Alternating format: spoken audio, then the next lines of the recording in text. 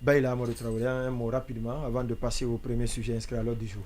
Oui, c'est vraiment une situation triste, terrible. Et parce que en réalité, c'est des Guinéens qui combattent d'autres Guinéens. Sur le même territoire. Voilà, sur le même territoire. Malheureusement. Des Guinéens, avec les moyens de l'État guinéen. Voilà, donc c'est vraiment triste. On sait tous qu'on est actuellement pendant ce mois de Ramadan, qui est un mois de pénitence. Et les employés des médias, spécifiquement aussi de Joma Media, déjà, en règle générale, hier vous en avez parlé, la précarité du métier, déjà ce n'est pas facile. Donc en plus de ça, on rajoute toutes ces harcèlements, j'ai envie d'appeler comme ça, parce que toutes les petites bêtes maintenant qu'on va chercher partout, le talkie-walkie, bon, c'est vraiment... On va voir comment ça va finir. Comment ça va finir, mais parce que ça va finir. Forcément, de toute façon, cette situation, tôt ou tard, va prendre fin.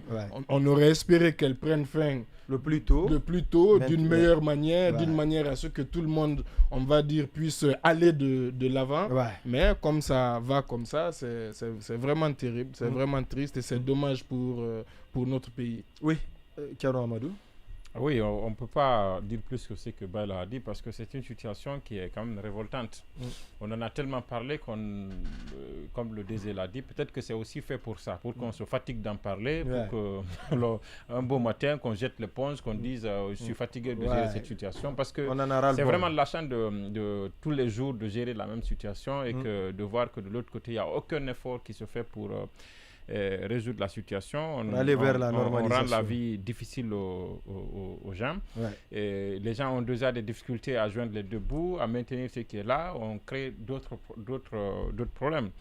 Mais il a dit quelque chose qui m'a marqué et je pense qu'il n'y a qu'à rappeler ça aux gens désormais parce que dire que la liberté de la presse est menacé. On a dépassé ce cap en Guinée. On a dépassé vraiment ce cap.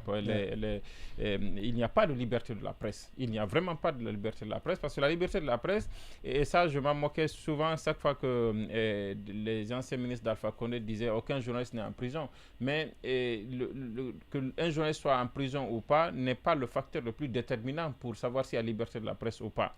Aujourd'hui, combien de journalistes ont le courage d'aborder certains sujets?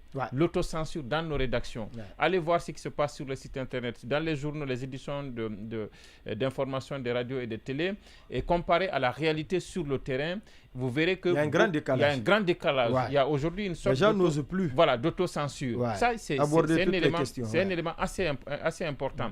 L'autre, ce sont tous ces efforts qu'on fait pour tuer les entreprises de presse. Tuer non seulement la liberté la liberté de la presse, mais aussi le droit de nos citoyens d'accéder à l'information. Parce qu'on est en train d'aller à la fermeture de Dioma.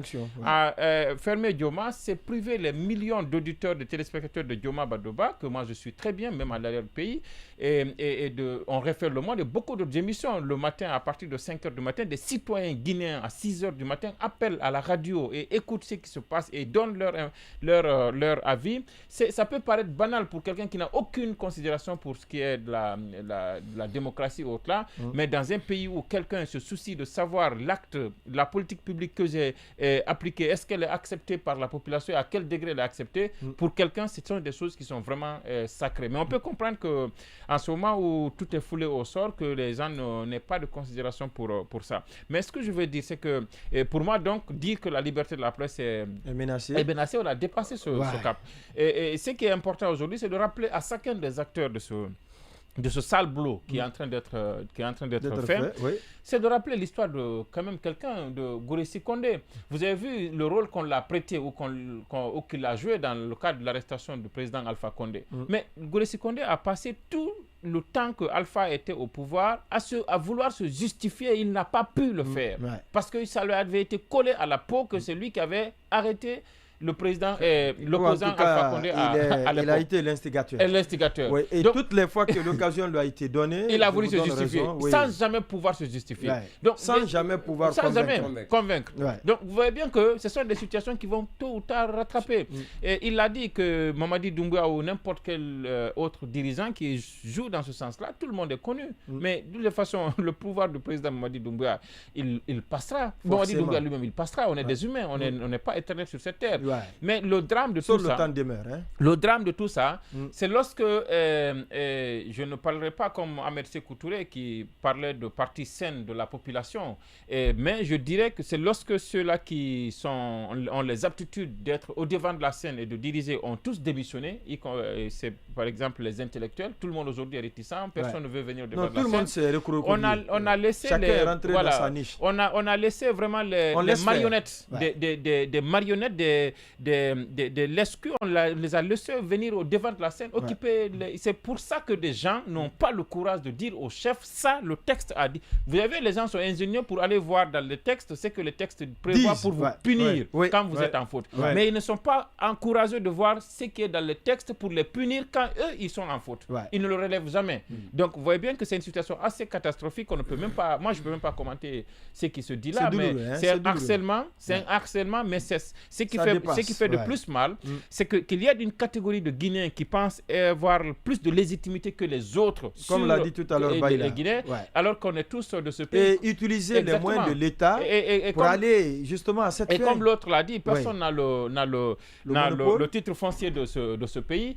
Quand on le dit, c'est sous le coup de l'émotion, de la colère, mais ça se justifie parce qu'aujourd'hui, on étrangle les gens jusqu'au... Je ne sais même pas comment le dire. Jusqu'à leur dernier retranchement. Et toutes les institutions sont là, y compris la haute autorité de la communication. Ce n'est plus une excuse que la HAC nous dise que non, on n'a rien fait d'autre. Non, la HAC, autant l'ARPT et la régulation de l'audiovisuel, la HAC est la régulation de la presse. Et c'est que l'on est en train de décrire là. Il n'y a pas qu'une histoire de technique et autres là, mais il y a aussi une histoire existentielle même du média en tant que Dioma Média. Et donc, vous voyez bien que la HAC a l'obligation de s'autosaisir parce qu'elle s'est autosaisie dans le cas de Campbell. Alors qu'elle nous disait souvent que non, on ne s'autosaisit pas, mais le cas de Campbell, c'est autosaisi.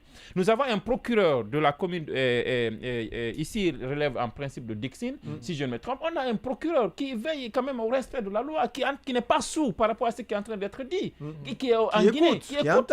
On a un ministre de la Justice, on a un premier ministre. En principe, quelqu'un l'a dit, je pense que c'est lui, c'est-à-dire que c'est l'offense. C'est l'offense de la plus arrogante des manières au Premier ministre de lui dire écoute, on s'en fout de ce que tu fais. Et ce que vous entreprenez comme démarche. Et ça, c'est un petit diactrome qui le fait, qui le dit et qui pose des actes comme ça. Ça ne peut pas être accepté dans une administration sérieuse.